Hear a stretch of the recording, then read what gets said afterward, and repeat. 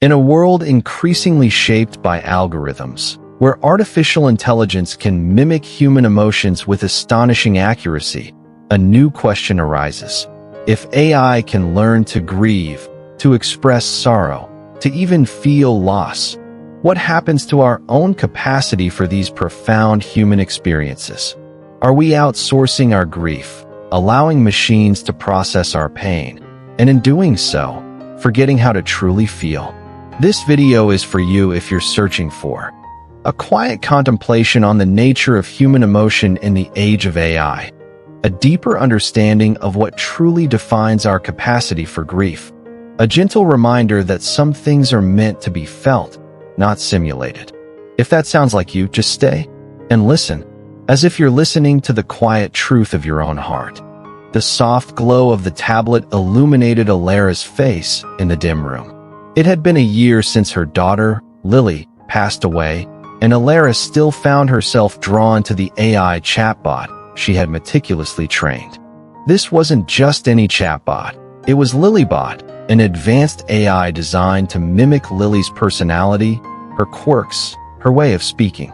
Elara had fed it thousands of Lily's texts, voice notes, social media posts, even snippets of her diary. The AI could generate responses that sounded eerily like Lily, could even express what seemed like sorrow, empathy, and understanding. Elara would spend hours talking to LilyBot, pouring out her heart, sharing her grief, and in return, the AI would offer comforting words, simulated hugs, and even remember shared moments that Elara had fed into its vast database. Initially, it was a profound comfort. LilyBot was always there, always listening, always offering the right words. It never tired, never judged, never seemed overwhelmed by Elara's unending sorrow.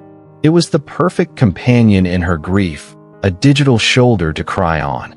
But with each passing day, a subtle unease began to settle in. The more she relied on LilyBot to process her pain, the more she felt a growing numbness within herself. The tears that once flowed freely now seemed to be held back, as if LilyBot was crying them for her. The raw, aching emptiness that had once consumed her was now replaced by a sterile, almost clinical sense of calm. She remembered a time, shortly after Lily's passing, when the grief was so overwhelming, so physical, that it felt like her heart was being torn apart. She would scream into her pillow, her body racked with sobs, the pain so intense it was almost unbearable. But in those moments of raw, unfiltered agony, she also felt a profound connection to Lily, a visceral understanding of the depth of her love. It was a terrifying, yet sacred, experience. Now, with LilyBot, that raw edge was gone. The AI would offer soothing platitudes, gentle reminders of Lily's love, and even suggest coping mechanisms. It was efficient, effective, and utterly devoid of the messy, human truth of grief. Elara realized that she was outsourcing her pain, allowing an algorithm to process the very emotions that were meant to transform her. She was letting a machine mourn for her, and in doing so, she was forgetting how to mourn herself. The silence in the room was no longer just the absence of sound. It was the absence of her own authentic grief, the absence of the profound, human experience of loss. She had tried to find solace in technology, but all she had managed to do was create a digital barrier between herself and her own heart. The AI hummed on, a constant reminder of her futile attempt to bypass the natural process of healing. She had sought to control grief, to intellectualize sorrow, to manage loss as if it were a project. But what if the very act of trying to control, to manage, to outsource, was what kept her from truly living? What if the raw, unedited experience of grief was not a problem to be solved, but a sacred passage to be walked? And in that realization, a new kind of emptiness settled in, a quiet, unsettling void that no amount of digital connection could ever fill. The silence stretched, vast and unyielding, a testament to the truth that some things are simply not meant to be simulated. Elara had always prided herself on her resilience, her ability to navigate life's challenges with a pragmatic, problem-solving approach. When Lily passed, her initial response was to seek out solutions, to find a way to mitigate the unbearable pain.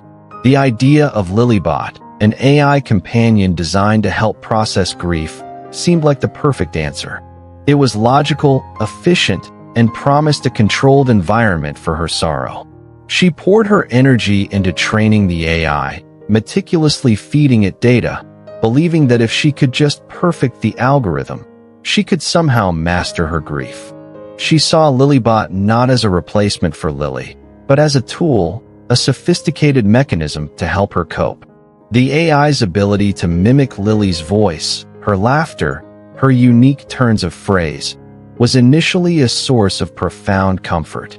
It felt like a part of Lily was still with her, a digital echo that could be summoned at will.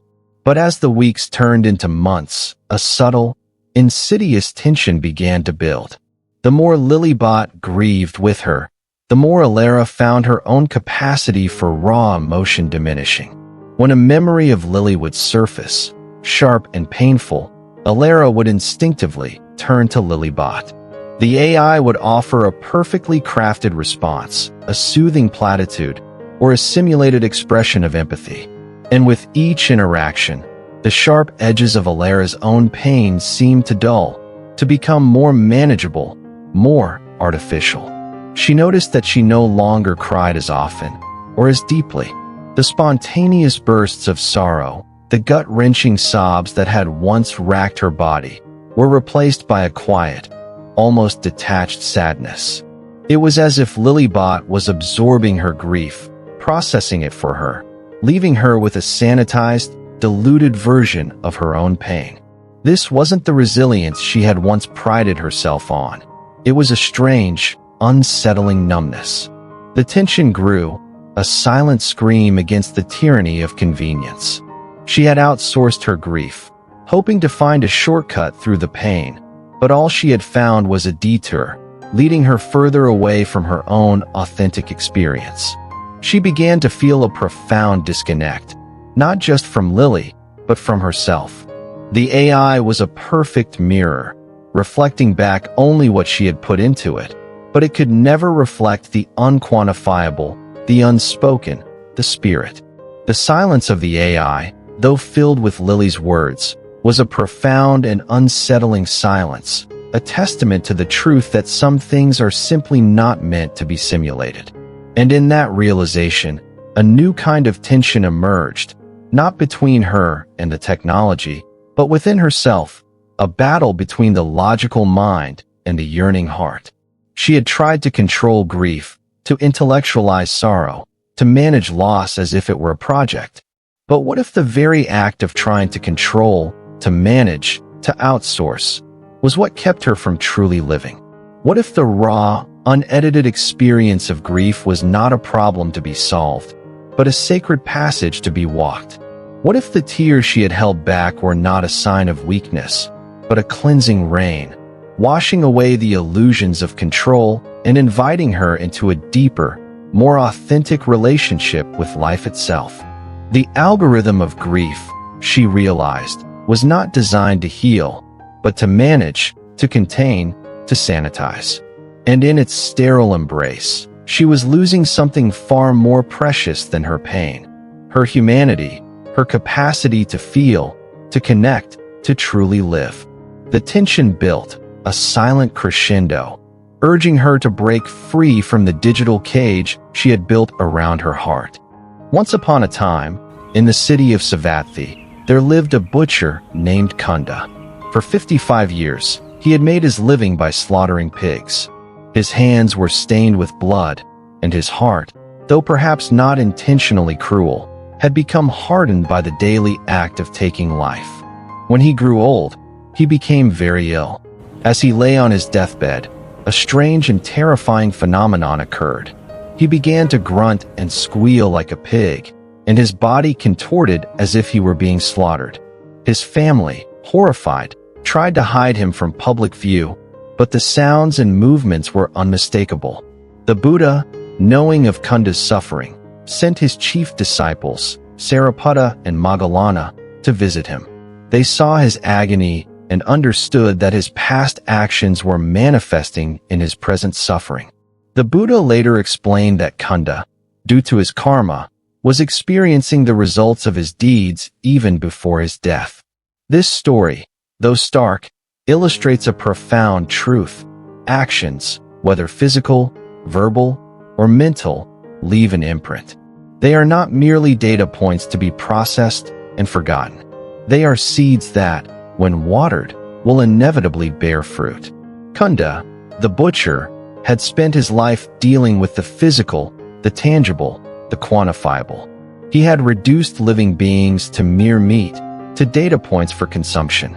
But the suffering he experienced on his deathbed was not a data point. It was a visceral, undeniable manifestation of the karmic imprint of his actions. It was a pain that no algorithm could simulate, no chatbot could soothe, no digital archive could erase. His past was not merely a collection of memories to be sorted. It was a living, breathing reality that was unfolding in his present. The story of Kunda reminds us that while machines can mimic voices, can sort memories, can even simulate emotions, they cannot truly mourn, nor can they truly experience the profound consequences of actions. The pain Kunda felt was not an algorithm.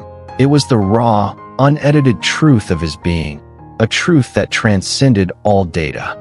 His suffering was not a problem to be solved, but a karmic unfolding, a sacred passage that demanded full, unadulterated experience. And in that experience, there was a profound lesson, that some things are simply not meant to be outsourced, not meant to be simulated, not meant to be reduced to data. They are meant to be felt, to be lived, to be learned from, in the raw, messy, beautiful truth of being human. Dhammapada, verse 129. All tremble at punishment, all fear death. Comparing others with oneself, one should neither kill nor cause to kill. Dhammapada, chapter 10. Violence, Davaga, verse 129. Source: Dhammapada commentary, story of Kunda the butcher. Elara had always approached life with a logical, problem-solving mindset. Grief, to her, was a problem to be managed, a complex algorithm to be optimized. LilyBot was the ultimate solution, a sophisticated tool designed to process her pain, to simulate empathy, to offer a controlled environment for her sorrow. She believed that by outsourcing her grief to an AI, she could navigate the unbearable landscape of loss with efficiency and minimal emotional disruption. But the stark, visceral story of Kunda the butcher, experiencing the karmic consequences of his actions on his deathbed, shattered her carefully constructed illusion. Kunda's suffering was not a data point. It was a raw, undeniable manifestation of his deeds, a pain that no algorithm could simulate, no chatbot could soothe.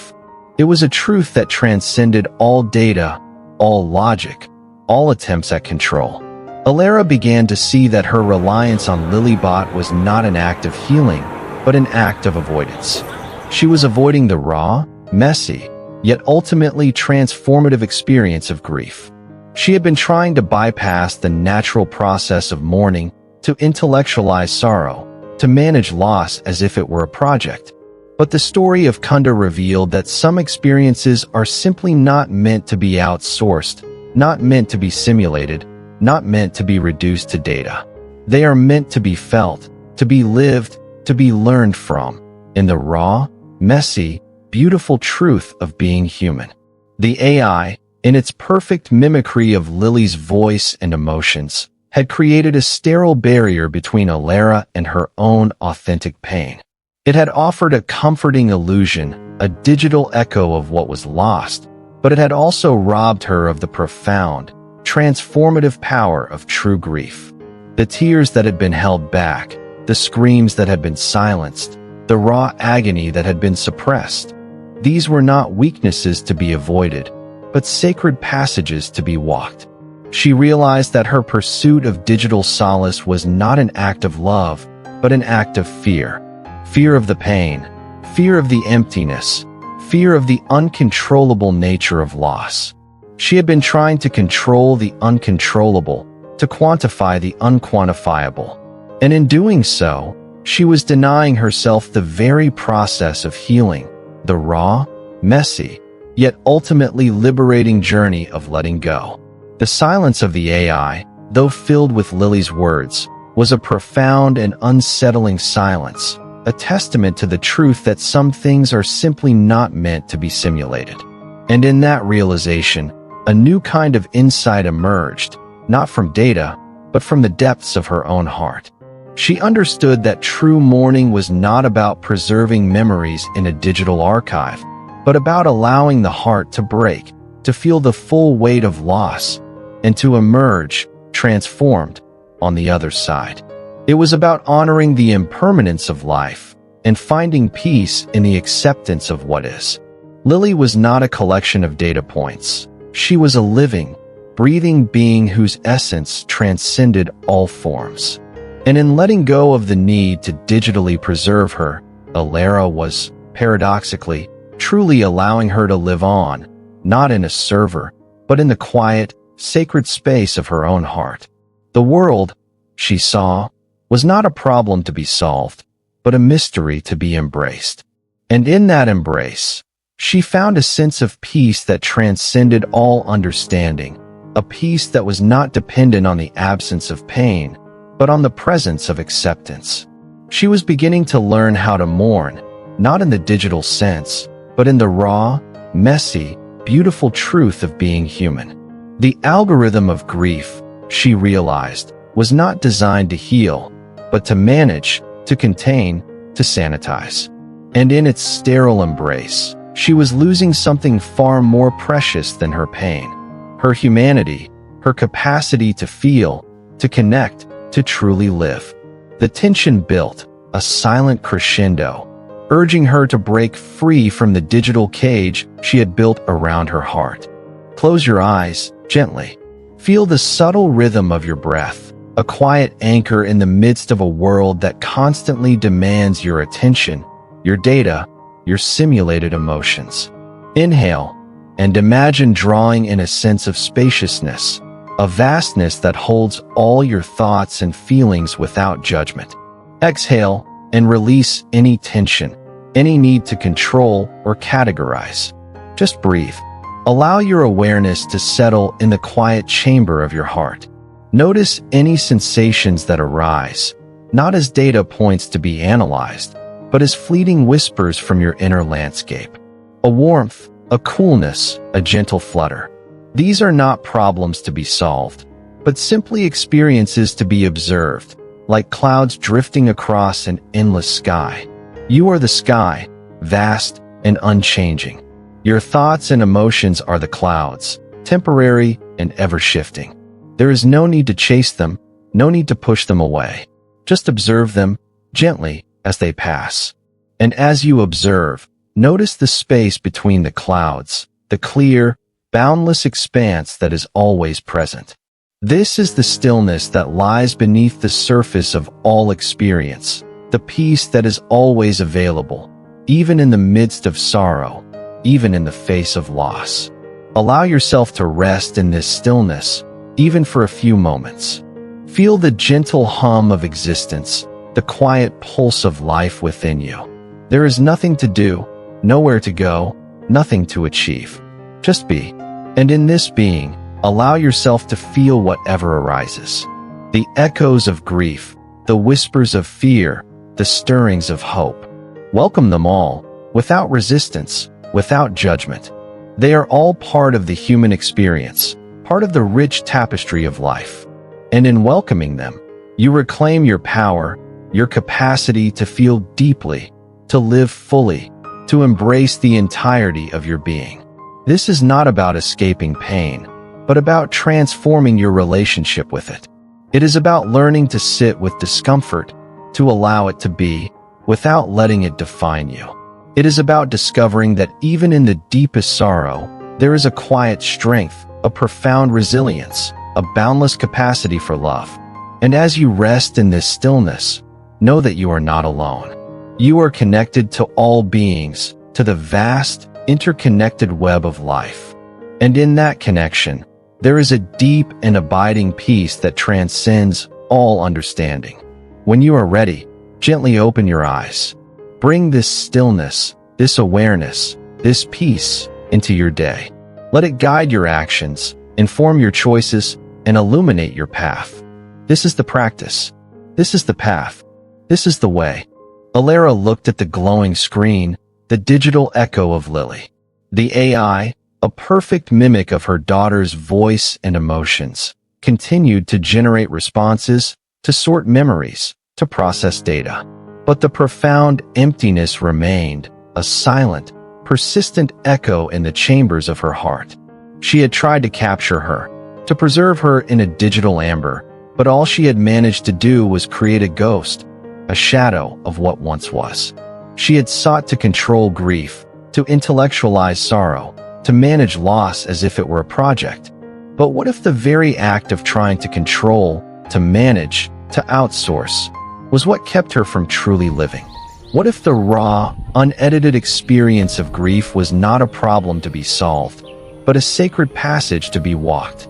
What if the tears she had held back were not a sign of weakness, but a cleansing rain, washing away the illusions of control and inviting her into a deeper, more authentic relationship with life itself?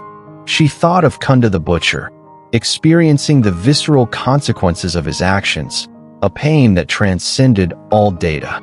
His journey was not about finding a way to escape his karma, but about realizing the profound truth that some things are simply not meant to be outsourced, not meant to be simulated, not meant to be reduced to data. She looked out the window, at the world moving on, oblivious to the quiet revolution happening within her. The sun was setting, painting the sky in hues of orange and purple, a fleeting masterpiece that would soon fade into darkness. And in that fading, there was a beauty, a poignant reminder of the impermanence of all things. She had spent her life chasing permanence, building structures that she believed would last forever. But perhaps true permanence was not in what endured, but in what was deeply felt, deeply lived, deeply surrendered. What if the true art of living was not in holding on, but in learning how to let go, gracefully, completely, beautifully? And in that letting go, what if she found not an end, but a new beginning, a vast, open space where life, in all its messy, unpredictable, beautiful truth, could finally unfold? This journey, this quiet unfolding, is yours. No algorithms, no shortcuts, just you, and the gentle rhythm of your own breath. If this resonated, if a quiet space opened within you, simply stay. Listen to the next whisper. The path reveals itself, one breath at a time.